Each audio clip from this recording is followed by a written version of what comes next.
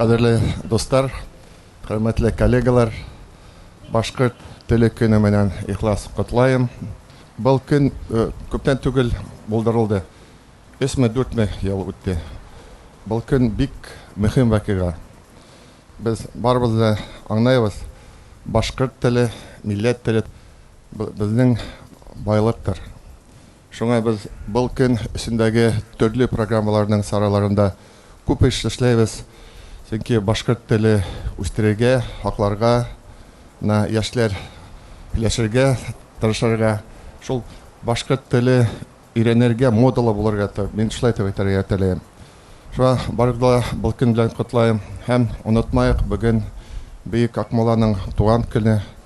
Барыбыз да беләбез, минеңчә иң мөһим уе булган был бөек инсанның, бөек кешенең уку кирәк дип әйткәне. Достар, барыгызга котлайм һәм яшьләргә уңышлар теләйм.